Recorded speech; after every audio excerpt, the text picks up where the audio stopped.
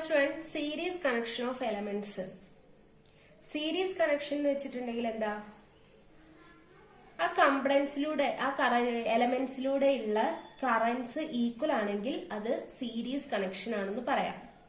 ഇപ്പൊ രണ്ട് resistors series കണക്ഷനിലാണെങ്കിൽ, അതായത് ഈ ഒരു ബ്രാഞ്ച് എടുക്കുകയാണെങ്കിൽ ഇതിലൂടെ ഫ്ലോ ചെയ്യുന്ന R1 ഫ്ലോ ചെയ്യുന്ന കറന്റും R2 ഫ്ലോ ചെയ്യുന്ന കറന്റും ഈക്വൽ ആണ് അല്ലെ.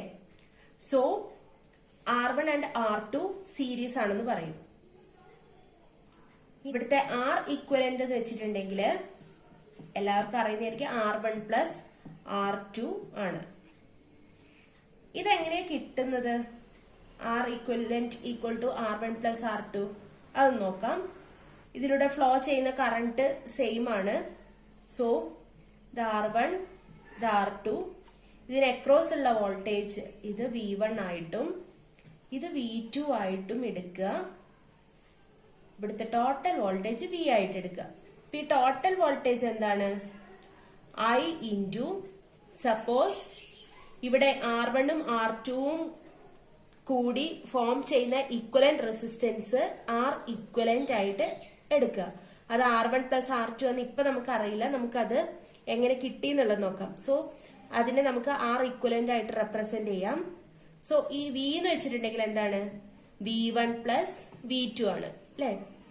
V1 എന്താ? ഇൻഡിവിജ്വലി V1 എന്താണ്?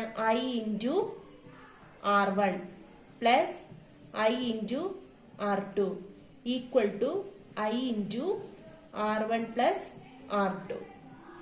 ഈ ഇക്വേഷനും ഇക്വലന്റ് എടുത്തിട്ടുണ്ടെങ്കിൽ R equivalent equal to R1 plus R2 എന്ന് കിട്ടും. ഇങ്ങനെയാണ് ഈ ഒരു റിലേഷൻ നമുക്ക് കിട്ടുന്നത്. സിമിലർ വേ ഇൻഡക്ടർ ആണെങ്കിൽ L equivalent equal to L1 plus L2 ആണ്. കപ്പാസിറ്റർ ആണെങ്കിൽ 1/C equivalent equal to 1/C1 plus 1/C2 ആണ്.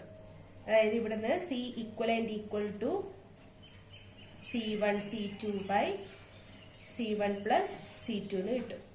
ഇതിപ്പോ രണ്ട് കപ്പാസിറ്റേഴ്സ് ആണെങ്കിൽ, 3 കപ്പാസിറ്റർ ഉണ്ടെങ്കിലോ 1/C equivalent equal to 1/C1 plus 1/C2 plus 1/C3 എത്രയുണ്ടോ അത്രത്തോളം ആഡ് ചെയ്ത് പോകും.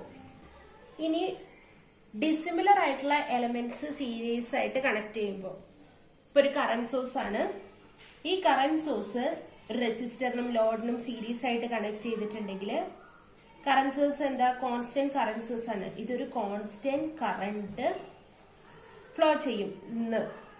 കറന്റ് സോഴ്സിന് ഒരു കോൺസ്റ്റന്റ് കറന്റ് ഫ്ലോ ചെയ്യും. അതായത് ഇതിലേക്കാണ് സീരീസ് ആയിട്ട് കണക്ട് ചെയ്തിട്ടുള്ള എല്ലാ കമ്പണൻസിലൂടെയും കോൺസ്റ്റന്റ് I ആയിരിക്കും ഫ്ലോ ചെയ്യുക. ഈ കറന്റ് സോഴ്സിന് അക്രോസ് ആയിട്ടുള്ള വോൾട്ടേജിന് ഇറസ്പെക്റ്റീവ് ആയിട്ട് ഒരു കോൺസ്റ്റന്റ് കറന്റ് ഫ്ലോ ചെയ്യും. സോ ഇവിടെ ഈ കറന്റ് സോഴ്സിന് അക്രോസ് ഉള്ള വോൾട്ടേജ് ഡ്രോപ്പ് ഇവിടെ നമ്മൾ എത്ര ലോഡാണോ കണക്ട് ചെയ്യുന്നത് ആ ലോഡിനനുസരിച്ചായിരിക്കും ഈ കറന്റ് സോഴ്സിന് അക്രോസ് ഉള്ള വോൾട്ടേജ് ഡ്രോപ്പ് ഉണ്ടായിരിക്കുക. ഇനി അടുത്തത് നോട്ട് ചെയ്യാം.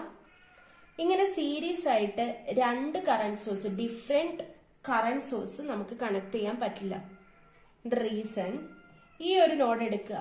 ഈ ഒരു നോഡ് എടുത്തിട്ടുണ്ടെങ്കിൽ KCL വെച്ച് ഇൻകമിങ് കറന്റും ഔട്ട് ഗോയിങ് കറന്റും ഈക്വൽ ആണ് അല്ലെ. സോ ഹിയർ ഇൻകമിങ് കറന്റ് എത്രയാണ്? 5 ആംപിയർ ആണ്. ഇവിടുന്ന് ലീവ് ചെയ്യുന്ന കറന്റ് എത്രയാണ്? ഇവിടുന്ന് ലീവ് ചെയ്യുന്ന കറന്റ് എത്രയാണ്? 10 ആംപിയർ ആണ്. So violation of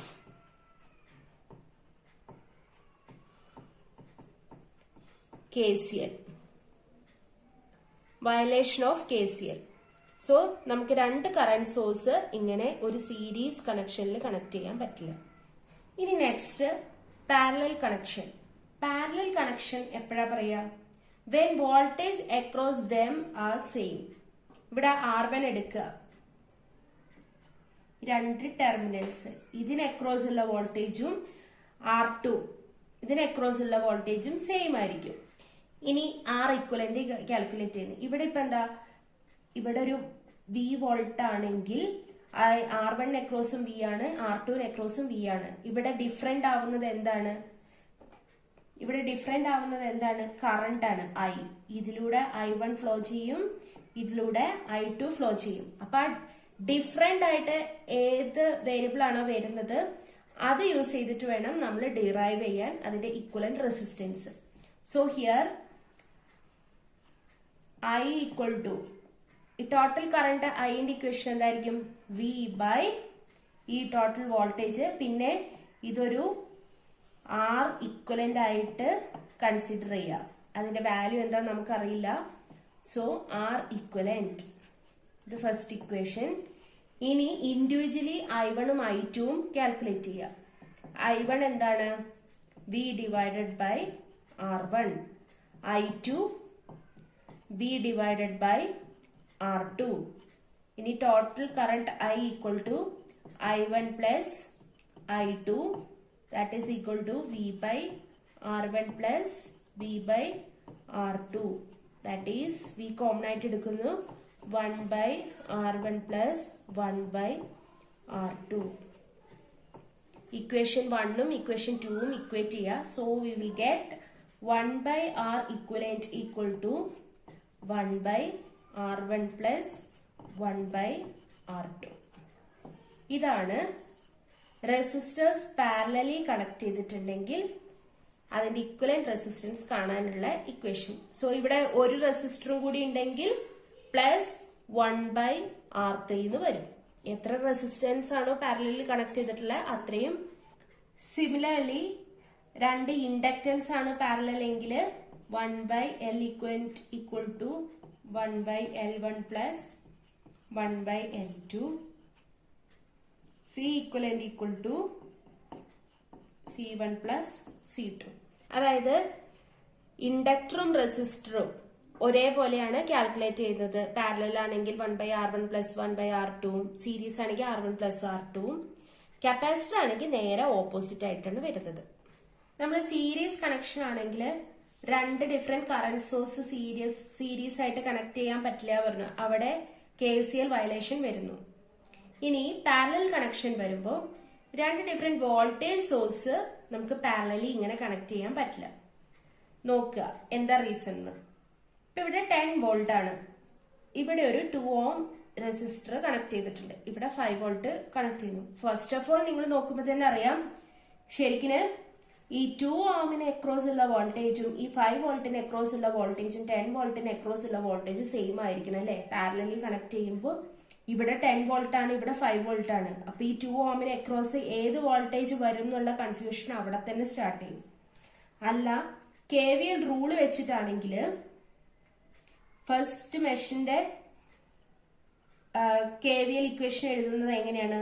-10 plus 2 into I equal to 0. അതിന് അതിന്റെ വാല്യൂ എന്താ കിട്ടുക? 5 ആംപിയർ എന്ന് കിട്ടി. ഇനി രണ്ടാമത്തെ മെഷ് എടുക്കുക. രണ്ടാമത്തെ മെഷ് ആണെങ്കിൽ -5 plus 2 into I equal to 0 എന്ന് കിട്ടി. അപ്പൊ അതിന്റെ വാല്യൂ എന്ത് കിട്ടും? 2.5 ആംപിയർ എന്ന് കിട്ടും. ഏത് കറണ്ട് അപ്പൊ ഫ്ലോ ചെയ്യാം? അപ്പം here violation of KVL. So നമുക്ക് രണ്ട് different current sources voltage sources parallelly connect ചെയ്യാൻ പറ്റില്ല. ഇതിപ്പോ ഒരു കറന്റ് സോഴ്സ് ആണെങ്കിൽ രണ്ട് കറന്റ് സോഴ്സ് പാരലലി കണക്ട് ചെയ്തിട്ടുണ്ട്. So here total of 15 ampere current flows.